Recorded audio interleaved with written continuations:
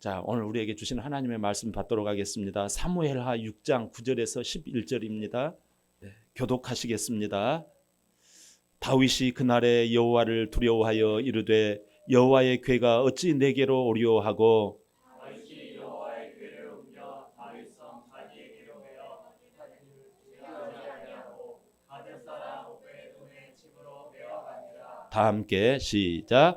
여호와의 궤가 가드 사람 오벳에돔의 집에 석 달을 있었는데 여호와께서 오벳에돔과 그의 온 집에 복을 주시니라. 아멘. 오늘 말씀의 제목을 한번 볼까요? 다 같이 한번 보도록 하겠습니다. 다 같이 고백합니다. 시작. 하나님의 궤 모시기. 예, 좀 어렵죠. 하나님의 궤 모시기. 국민일보를 본 적이 있어요. 국민일보에 이렇게 한쪽에 이렇게 났는데 거기에 이런 내용이 나와 있어요. 어떤 여행자가 그 모아비 그 어디에 무슨 그 아프리카 사막을 가는데 그 사하라 사막 차를 타고 사하라 사막을 가는데 거기에 어느 정도 가다 보니까 그 사하라 사막 중간 지대에 가는 모래가 이렇게 있더래요. 야, 모래가 참 곱고 이렇게 예쁘다 하고 가는데 어느 정도 가다 보니까 막 바퀴가 열을 받고 이제는 그 이 모래 가는 모래에 막 이 바퀴가 잠기더니 어느새 거기 그냥 푹 그냥 바퀴가 파묻혀 버리더라는 거예요. 근데 나중에 안 사실입니다만 이런 지대가 있다는 거예요. 모래가 너무 가늘고 고와. 그러다 보니까 이게 중간에 빠져버린 거예요, 바퀴가. 그래가지고 여기서 빠져나오려고 그 운전자가 이 악셀에다를 붕 밟습니다. 근데 웬일입니까? 더 빠져버리는 거예요. 악셀에다를 밟으면 밟을수록 바퀴가 점점 빠져버리는 거예요. 도저히 안 되는 거예요, 이거. 뭐 몇 사람이서 해봤자 안 되는 거예요. 바퀴가 거의 그냥 온팍 빠져버리니까 이 사막 중간에서 올 수도 없고 갈 수도 없는 거예요. 이거 너무나 당황하고 놀라지요. 그때 이 여행자 중에 한 사람이 그 이야기를 하는 거예요. 이런 경우가 왕왕이 생깁니다. 그럴 때 여행자 한 사람이 가이드가 그러는 거예요. 바퀴의 바람을 다 빼십시오. 타이어 바람을 다 빼십시오. 해가지고 내려가지고 타이어 바람을 다 치 하고 다 뺍니다. 막 네 바퀴 치 했는데 바퀴가 납작해집니다. 그래가지고 부르릉 시동을 걸고 이렇게 앞으로 가니까 이게 나오기 시작하는 거예요. 그렇습니다, 여러분. 닿는 표면적이 넓어지니까 이 가는 모래 이걸 푸시푸시라 그래요. 이 그 늪지대를 푸시푸시 이 늪지대를 그렇게 타이어 바람을 싹 빼니까 나오게 되더라는 거예요. 오늘 말씀은요, 하나님의 궤를 옮기다가 이 푸시푸시 이 늪지대에 빠지게 되는 거예요.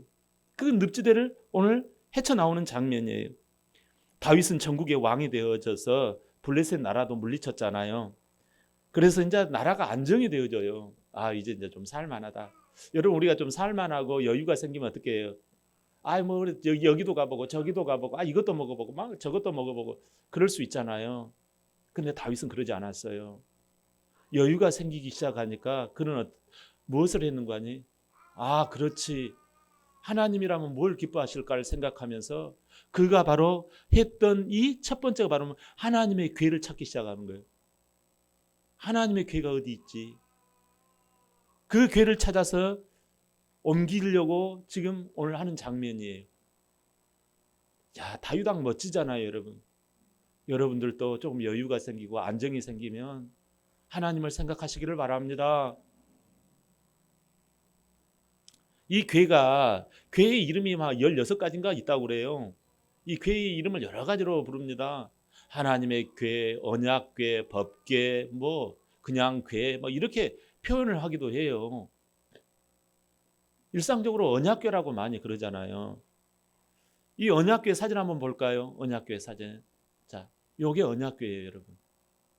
양쪽은 저 위에 이렇게 있는 거 있죠. 팔레민 저게 날개예요. 저게 천사 날개예요. 저 위에다가는 피를 뿌리는 거예요. 속죄함의 피. 그 위에 뚜껑에다가. 안에는 쌍난 지팡이, 돌판, 십계명 말씀판, 그리고 만나 항아리가 들어가 있어요. 이걸 사람이 메고 가는 거예요. 여러분, 이 언약궤가 의미하는 것이 있어요. 이게 뭐냐, 저게? 이걸 어떻게 바라보느냐라는 거예요. 이걸 바라보는 거에 따라서 생명과 죽음이 왔다 갔다 해요. 이걸 여러분, 이 언약궤를 뭐라고, 이게 뭔 의미가 있는 거 아니? 하나님의 임재, 현현이라고 해요. 하나님의 임재와 현현. 조금 한문적인 용어에 나타날 현자거든요. 하나님이 거기에 나타나 있다라는 거예요. 하나님은 여러분 왜 안 보일까요? 하나님은 영이세요, 영. 우리보다 차원이 높다고요.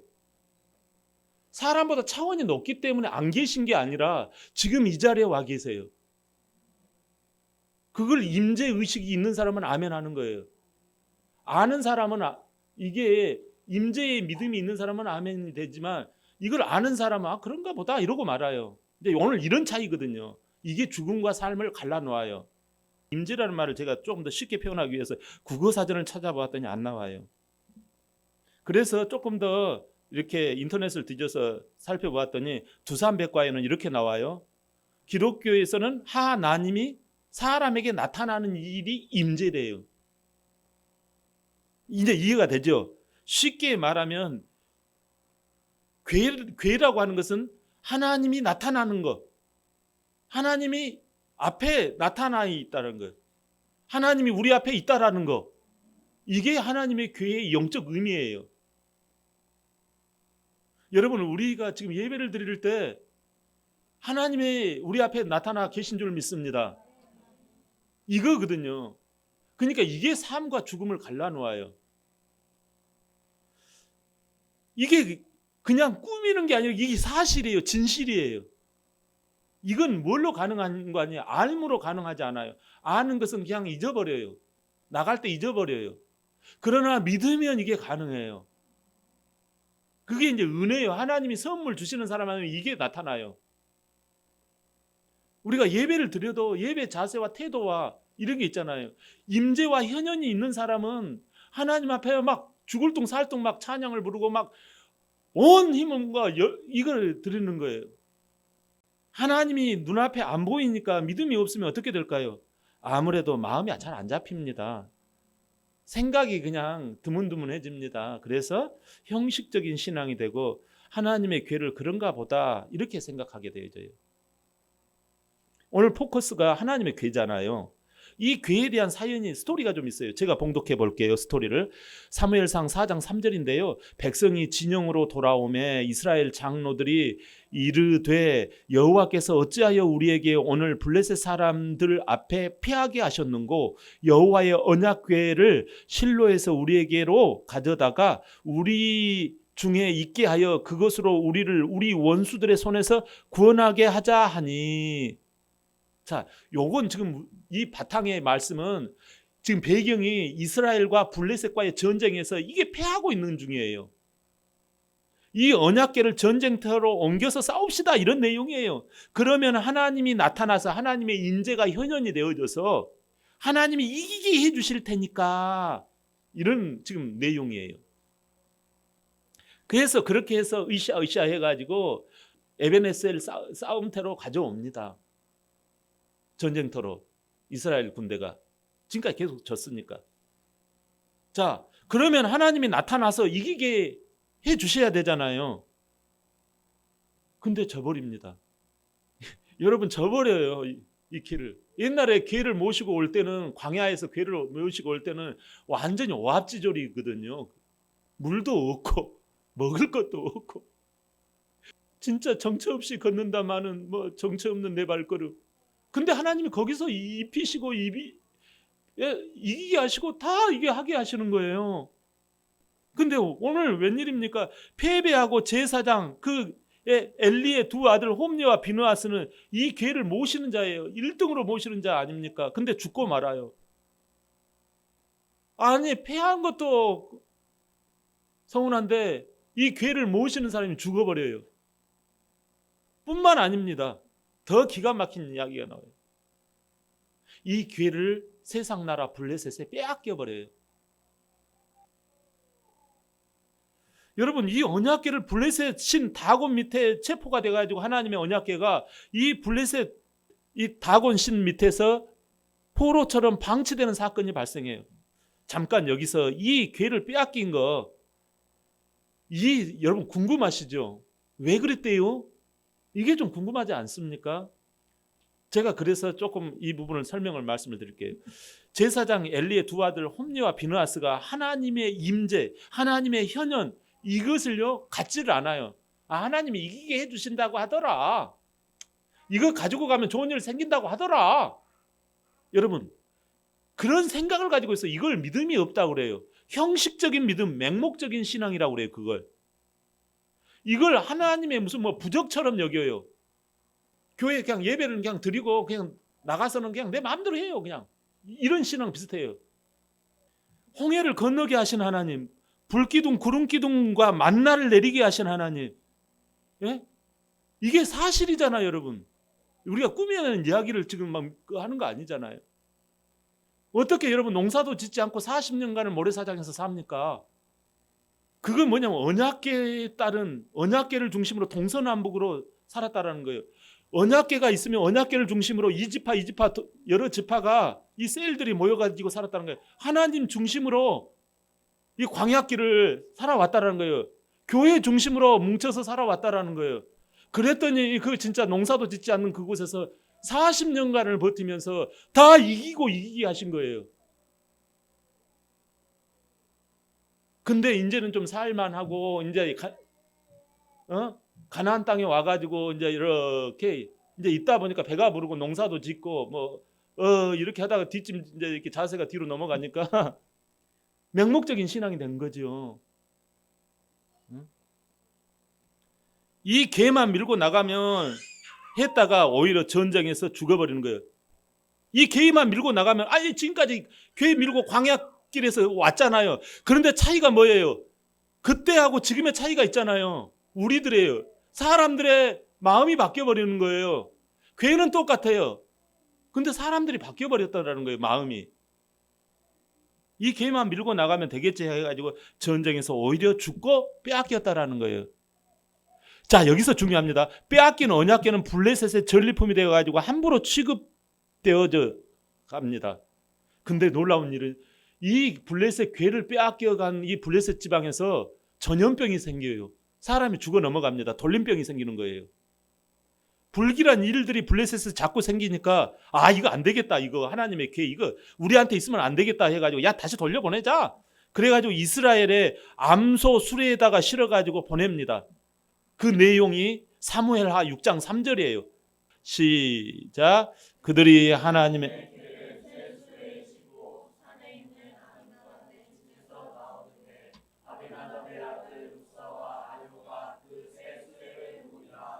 아멘. 여기서 그들이 누구예요? 다윗 왕의 군사들이에요.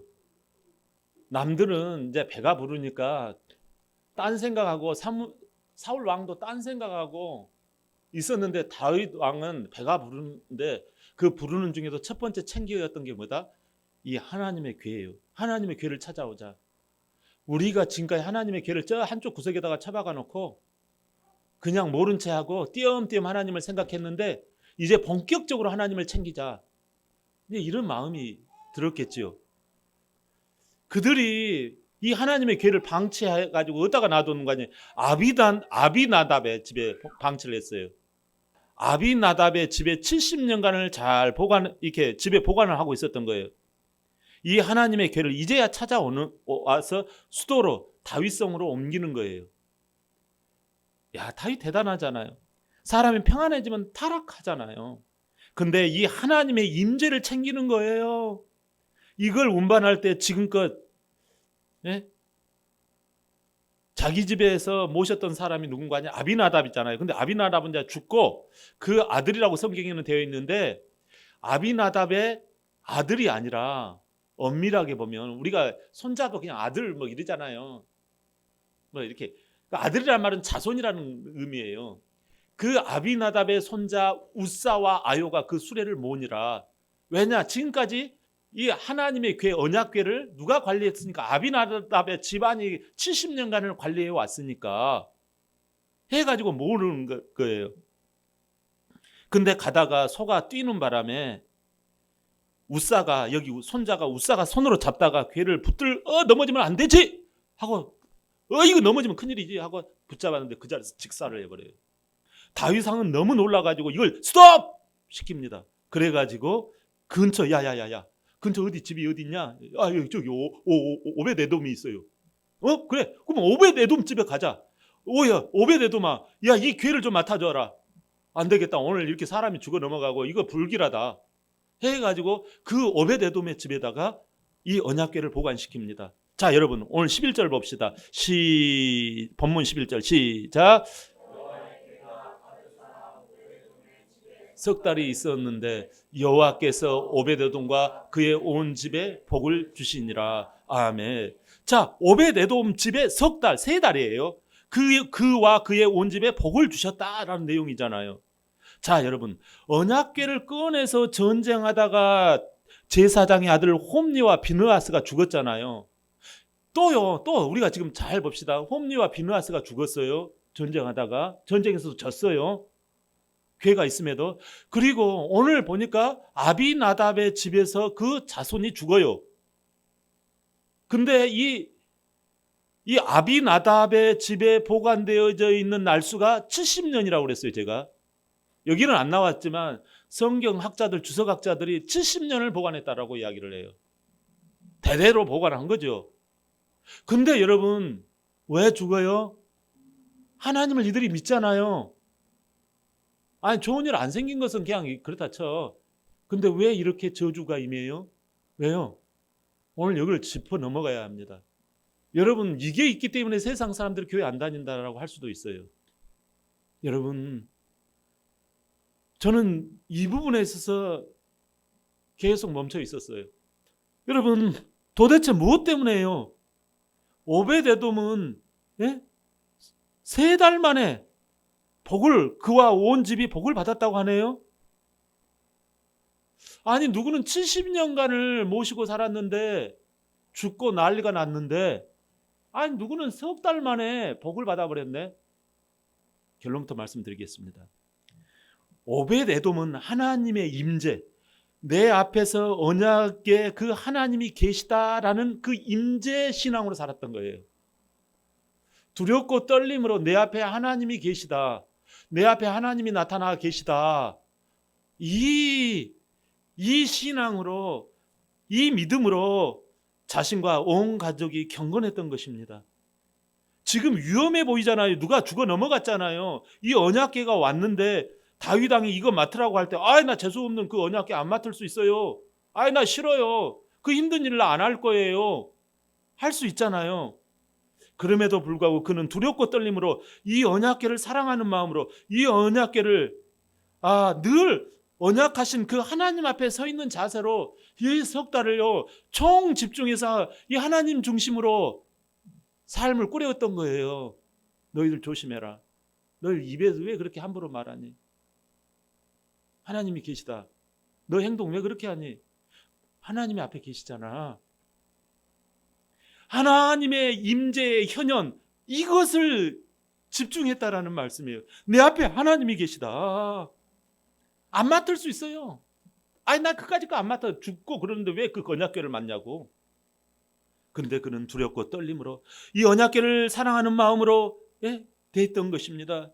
하나님의 임재의식으로 살았기에 복이 임하였던 것입니다. 할렐루야. 다윗도 그 복된 소식을 듣고서 오벳에돔처럼 궤를 언약하신 그 말씀대로 깨닫는 거예요. 언약이라고 하는 거, 언약궤라고 하는 거 하나님의 말씀대로 해야 되는구나. 하나님의 말씀은 저기다가 이 궤를 이렇게 수레로 모시는 게 아니에요. 수레로 모시다가 웃사가 죽어버렸잖아요. 수레는 인간의 편리성을 말하는 거예요. 편리성을 추구하지 않고 어깨로 메어서 갑니다. 그래서 다윗도 복을 받은 거예요. 어깨는 여러분 힘들잖아요. 어깨 저 무거워요. 근데 이 돌판을 어깨에다 맸다고 생각해봐요. 교회 직분을 어깨에 맸다고 생각해봐요. 힘들고 피곤하고 겨울에 찬바람 불고 그러는데 교회 나와서 기도하고 금요 기도 때 돈 들고 기름값 들고 어깨에 매는 거예요. 그게 그렇게 궤를 언약하신 대로 어깨에 메어가네요. 그렇게 해서 복을 받습니다. 복 받는 신앙의 태도 한번 볼까요? 시편 16편 8절. 자, 시작. 내가 여호와를 항상 내 앞에 모시며 그가 나의 오른쪽에 계심으로 내가 흔들리지 아니하리로다. 아멘. 자, 여러분, 다윗의 이 고백이거든요. 다윗의 이 고백은 내가 항상 always 항상 내 앞에 누구를 모시며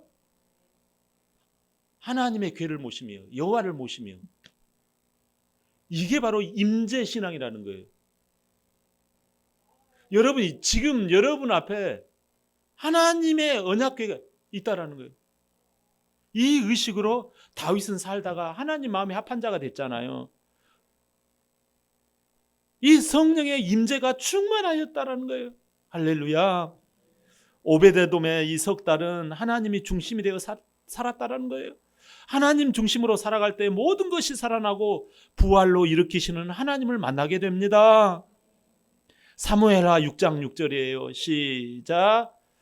그들이 낙원의 타작마당에 이르러서는 소들이 뛰므로 우사가 손을 들어 하나님의 궤를 붙들었더니. 아멘.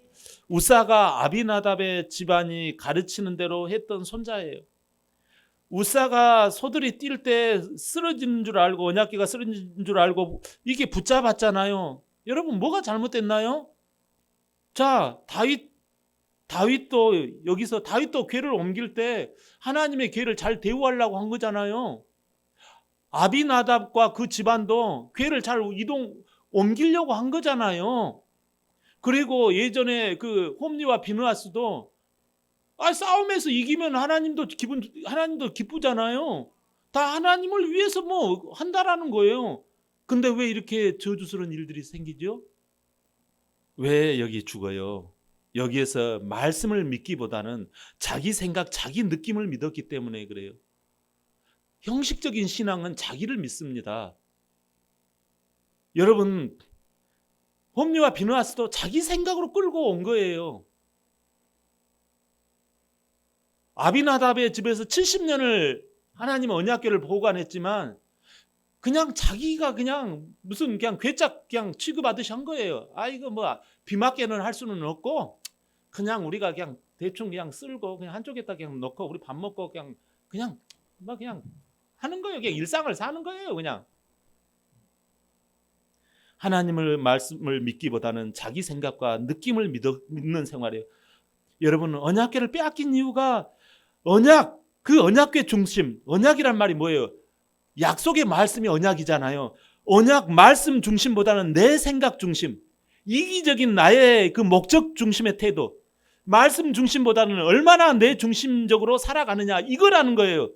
인생 광야를 가다가 푸슈푸슈 모래를 만날 때 타이어 바람을 빼야 되잖아요. 예? 헛바람을 빼야 돼요. 나의 고집, 나의 생각을 빼야지 거기서 빠져나오거든요. 근데 언약궤를 모시고 빠지면요, 나의 생각으로 하는 거예요. 그러니까 하나님을 믿어도, 예수님을 믿어도, 교회를 다녀도 빠져나오지를 못하는 거예요. 내 그 교만, 내 헛바람을 빼야 되거든요. 여러분의 생각 가지고는 절대, 여러분의 생각이 타이어 이것 가지고 빠져나갈 수 있다? 아니에요. 여러분의 생각 그 다 빼야지 푸슈푸슈를 빠져나온단 말이에요. 회개해야 합니다. 여러분, 회개하면 무슨 일이 생길까요? 중심이 바뀌어져 버려요. 로마서 14장 9절 시작. 이를 위하여 그리스도께서 죽었다가 다시 살아나셨으니 곧 죽은 자와 산 자의 주가 되려 하심이라. 아멘. 여러분, 그리스도께서 죽었다라는 말은 내 죄, 자기 중심으로 산 것을 대신해서 죽으신 줄 믿습니다. 이 타이어 바람을 예수님이 대신 빼주신 거예요. 그래서 정말 무슨 어깨에 뽕 들어간 거 하나 없어요. 목에 힘준 거 예수님 하나도 없어요. 눈에다가 레이저 쏘는 거 하나도 없어요. 흠모할 만한 거 하나도 없어요. 타이어 바람을 온팡 다 뺀 거예요. 그게 예수님의 십자가 죽으심이에요. 내가 뭐 형식적으로, 내가 맹목적으로 한 거 그거 다 빼버린 거예요. 위장하고 뭐 하는 거 하나도 없다고요. 그잖아요. 자기 중심이 아니라 하나님의 중심으로 사는 것이 부활하셨다, 다시 살아나셨다. 이게 뭐예요? 빠져나왔다라는 거예요. 푸슈푸슈 늪에서 사막의 가는 모래에서 푸슈푸슈에서 빠져나왔다. 다시 살아났다. 회복되었다. 뭘로 회복되었느냐? 하나님 중심, 교회 중심, 말씀 언약궤 중심으로 살아나왔다. 할렐루야. 예? 이걸 예수님이 해주셨다라는 거예요. 주가 되려 하심이라. 이거 주가 되려 하심이라 그러잖아요. 저기 예수님이 주인 되는, 예? 주인 되는 사람을 만들기 위해서 예수님이 앞에서 먼저 푸슈푸슈를 빼내 주시고 그 뒤따라가는 우리 수레 바퀴들도 우리들도 그 예수님의 뒤를 따라서 다 바람 빼고 가는 거예요. 인생이 예수님이 친히 우리를 인생에 그걸 다 먼저 걸어가셨잖아요. 예수님이 우리의 로드십을 가지고 계시잖아요. 주권을 가지고 계시잖아요. 그 뒤를 예수님처럼 우리가 가는 거예요. 남은 고난을 교회에 채우려 하노라. 복음에 너희가 합당한 고난을 마다하지 말라 그러잖아요. 그러니까 이게 뭐 교회에서 억지 고생을 하라는 거 아니에요. 내 생각 스톱. 네 생각하면 너 홈리와 비누아스야. 너 스톱. 잠깐 스톱. 타이에 바람 들어가네. 이렇게 되는 거예요. 여러분, 우리에게 있어서 이 부활신앙은 내 중심에서 하나님 중심으로 회복되어져서 이제 나는 하나님 중심으로 따라가겠노라 하는 것이 바로 이 주대심이에요. 주대심. 아까 있는 십자가의 죽음이 있어야 부활이 있어요. 예수님이 언약으로 오신 분이잖아요. 말씀이 육신이 되어 우리 가운데 거하심에 말씀이 육신이 됐단 말은 말씀이 예수님이 되었다는 뜻이잖아요. 요한복음 1장에. 말씀이 육신이 되어 우리 가운데 거하심에 우리의 앞에 지금 언약궤가 뭐예요? 말씀이 육신이 되었다고 그러잖아요. 말씀이 언약궤로 오셨다라는 거예요. 말씀이 육신, 말씀이 사람이 되었다라는 거예요. 예수님이 뭐예요? 언약의 말씀이에요. 언약의 말씀. 예수님 지금 어디 계세요? 말씀이잖아요. 보이지 않는 말씀.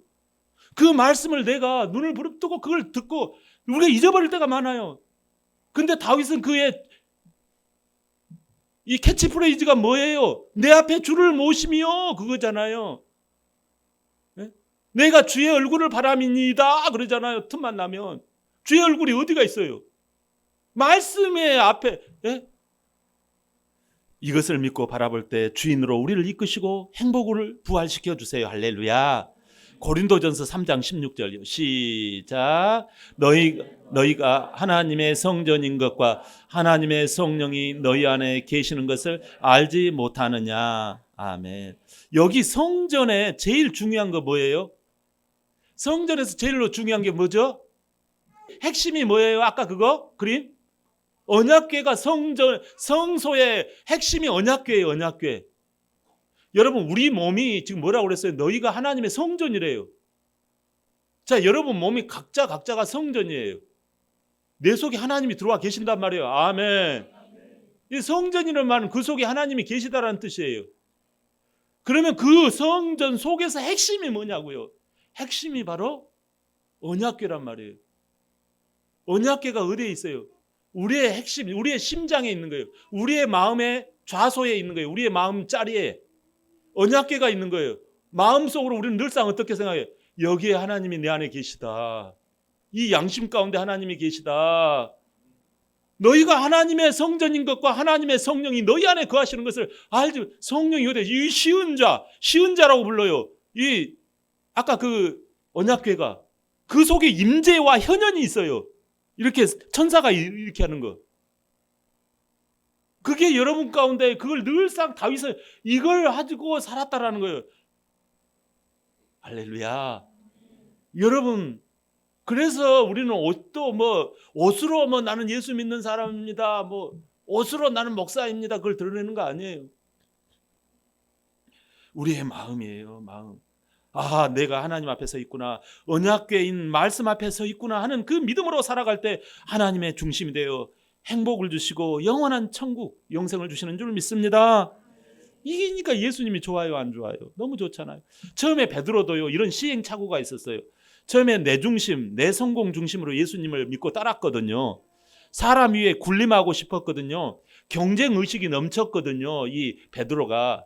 그래서 맹목적인 신앙, 인간적인 이 그 자기 욕심 중심, 자기 그 유익 중심의 신앙생활을 했거든요. 그러니까 탈진이 오는 거예요. 근데 예수님이 너 나 배반할 거야. 아, 나 안 그래요. 나 그런 사람 아니거든요. 이렇게 하자. 너 오늘 밤 닭 울기 전에 3번 날 부인할 거야. 아, 글쎄 아니라니까요. 하면서 예수님 체포하러 온 사람을 그냥 칼로 그냥 확 그냥 내리칩니다. 그러니까 귀가 잘려요. 나 이 정도로 나 예수님 안 판다니까요. 막 그럽니다. 그러다가 예수님이 체포당해가지고 재판을 받을 때 그를 따라갑니다. 그래가지고 들켜요. 여자가 한 계집 여자가 그러는 거예요. 아, 저 사람 말이에요. 저 갈릴리 사람 같아요. 저 사람 이게 보니까 예수님의 그 무리 제자인 것 같아요. 그러니까 아, 아닙니다. 아, 아니라니까요. 나 예수님 막 아니라고. 나 예수님 믿는 사람 아니야. 나 그 교회 안 다녀. 이렇게 3번을 부인합니다. 그러자 꼬끼 하고 닭이 3번 울어요. 그때서 털썩 주저앉는 거예요. 아, 내가 맹목적이었구나.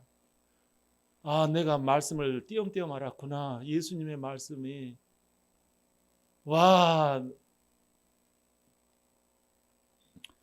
아, 내 생각 내려놔야 되겠다 하고 힘을 쫙 빠질 수밖에 없죠. 예? 예수님의 그 언약이 생각은 네가 나 부인할 거야. 그게 떠오릅니다. 망치로 얻어맞는 것 같습니다. 힘이 빠져서 동네 와가지고 그물질하고 하는데 한 마리도 못 잡아요. 그때 부활하신 예수님이 나타납니다. 153마리의 물고기를 잡게 해주시고 고기를 구워가지고 바닷가 옆에서 이리 와라 하고 부르십니다. 그러면서 고기를 그 숟가락에 떠얹어서 고기를 살을 이렇게 발라주면서 그래요. 뭐라고 말씀하시는 거 아니에요? 야, 너 나 사랑하니? 시몬 베드로야, 니 나 사랑하니? 그 텅 빈 가슴 아니에요. 나 예수 몰라요. 예수 막 까이고 그러면 나 몰라. 막. 응? 그렇게 자기는 예수님을 배신했어요. 근데 예수님이 네가 나를 사랑하느냐라고 이 사랑으로 3번을 땜빵을 해줍니다. 자기 가슴을. 네가 나를 사랑하느냐. 그 예수의 사랑이 그 속에 들어갑니다. 네게 예수의 사랑이 있어야 된다 이런 뜻이에요. 너가 예수님을 사랑하면 어떻게 해요? 우리가 결혼하려고 하면 그 여인이 그 아내가 떠오르잖아요. 그 아내감이. 예, 밥을 먹어도 길을 가도 그 여인 그 아내 그 떠오르잖아요. 우리가 예수님을 사랑하면 어떻게 해요? 내 앞에 예수님이 계신 것처럼 떠오릅니다. 하나님의 말씀이 떠올라요. 여러분, 그때 베드로가 그 예수님이 들려주시던 그 언약이 생각나서 자기 앞에 언약궤처럼 나타나신 그 예수님을 대하고서 자기 속에 타이어 바람을 싹 다 빼는 거예요. 그래서 하나님 중심이 회복되어져서 후회 없는 인생, 부활의 기쁨으로 살다가 천국 들어가는 줄 믿습니다. 사랑하는 여러분, 저마다 산호라면 인생 광야를 만납니다. 힘든 모래사막 푸시푸시에 빠질 때 타이어 바람을 빼야 합니다. 내 힘을 빼야 합니다. 내 중심의 신앙생활, 내 유익, 내 생각하면서 내 성공을 생각하면서 기도하고 우리 자식 생각하면서 기도하는 이러한 그 자기 중심의 기도를 신앙을 빼야 합니다. 하나님은요, 우리의 이 성전의 언약궤를 보십니다. 네 안에 그 언약궤가 있느냐, 네 욕심의 궤가 있느냐, 이걸 보시는 거예요. 교회는 언약궤가 바뀐 곳이에요. 내 중심이 바뀐 곳이에요. 또 바꾸는 곳입니다. 교회는. 이 시간에 안 바뀌어졌다 하더라도 나의 언약궤가 이제는 옛날에는 세상 것을 나의 언약궤라고 여겼어요. 남편을 나의 언약궤라 여기고 자식을 나의 언약궤라 여기고 직장을 나의 언약궤라 여기고 가정을 나의 언약궤라고 여겼어요. 그러나 이제는요, 예수님의 말씀, 살아계신 하나님, 그 언약궤가 진짜 내 안에 들어와야 돼요. 거기에 눈이 멀어야 해요. 그 사랑에 빠져야 해요. 직분자들은 이 땅에서 하나님 중심, 말씀 중심, 교회 중심으로 섬길 때, 주님 앞에 섰을 때 여러분 고린도전서 15장에 이런 말씀 있잖아요. 부활할 때 해의 영광이 다르고 달의 영광이 다르다라는 거예요, 여러분. 그렇듯이 부활할 때 더 멋진 영광으로 언약궤를 모신 사람은 부활할 때 나중에 부활해서 하나님 앞에 섰을 때 더 하나님 앞에 아름다운 영광으로 빛날 줄 믿습니다. 하나님의 궤가 교회에도 있고 우리의 마음에도 있습니다. 부활하셔서 언약궤 대신 예수님을 중심에 모시고 잘 모시고 살아가시길 예수님의 이름으로 축원합니다. 아멘.